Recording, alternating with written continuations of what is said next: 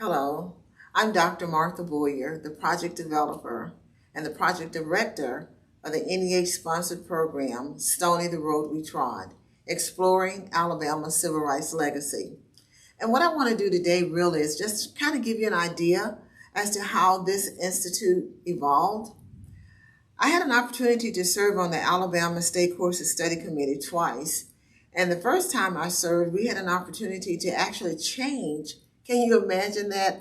We could change how teachers were going to teach history in the state of Alabama, impact the lives of students in 67 counties all over the state. And one of the first things we did was to change how we taught U.S. history. We went from, like most districts, trying to teach all of U.S. history in one school year, and sometimes we just never even got to World War II. So we decided we were going to break that up and actually teach U.S. history over 2 years.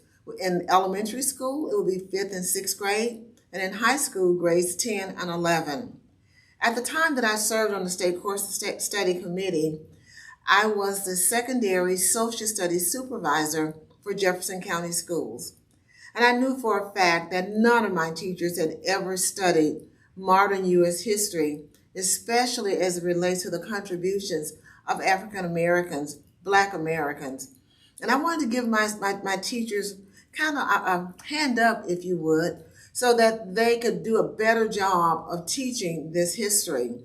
So I had participated in a program offered by the Alabama Humanities Foundation at the time.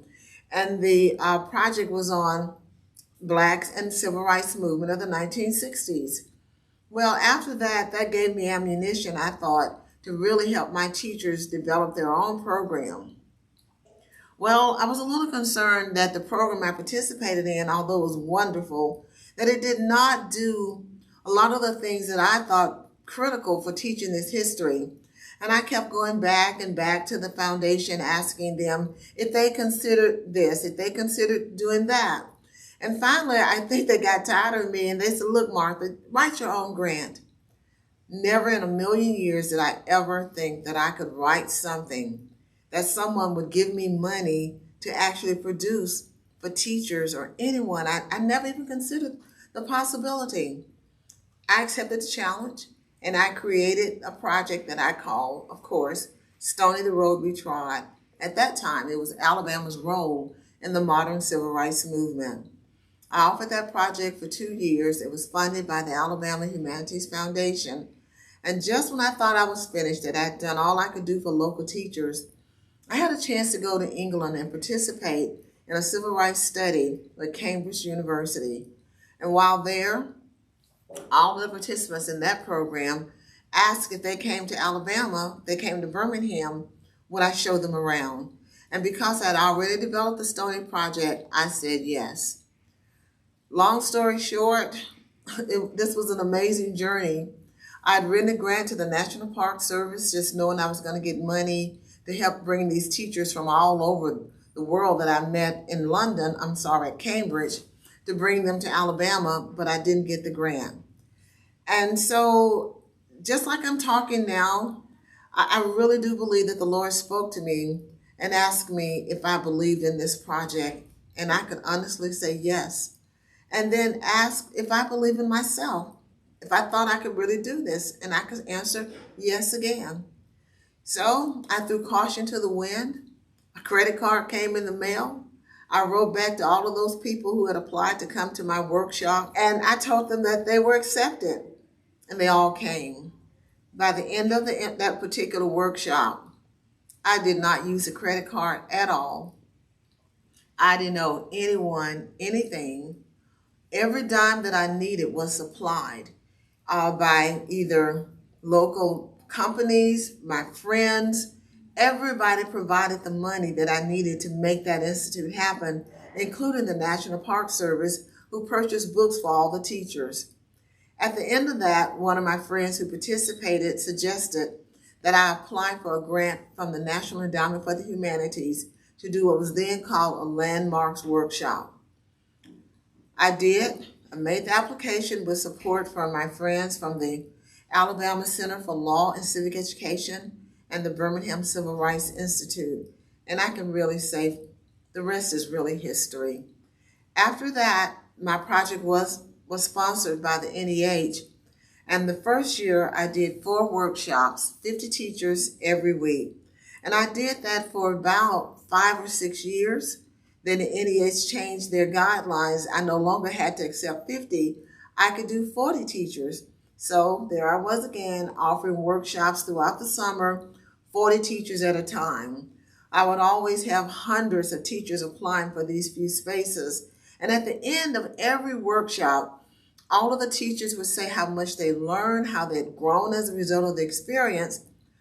But they always said, Martha, I wish we could have done so and so. I wish we had more time to do this, A, B, C. The list went on and on. And I kept thinking about how I could do it, but the 1 week was working so well. And then one year, the NEH decided that they were not going to offer the 1 week landmarks workshop that particular year. And I did not want the Stony project to go away. So I finally got a chance to do what my teachers had suggested, and I turned the 1 week workshop into a 3-week institute.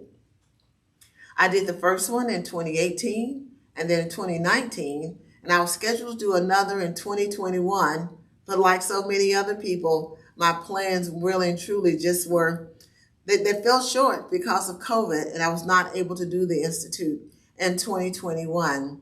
So we had to regroup, rethink, what are we going to do? And here we are in 2022. And I'm working this year with 25 amazing teachers from across the United States.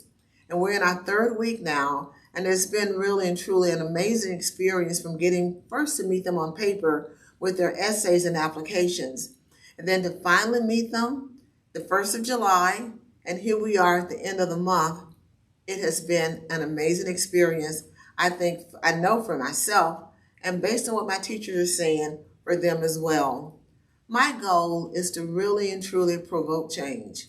Provoke change in how we teach this particular history, that we so weave it into U.S. history that it would be hard to try to pull one part out from the other. I often think about it, this idea of weaving this together, as someone weaving or putting together a beautiful, beautiful blanket. Can you imagine what that's like? With the gold threads, the red threads, the brown, the yellows, being just so woven into the fabric that you can't pull one out from the other. And I guess until that particular time, when we actually see American history as all of our histories, we won't have to offer African American History Month, Black History Month, Hispanic American History Month, Women's History Month, that we'll just tell the entire story, the contributions of all of us who call the United States home. Thank you very much.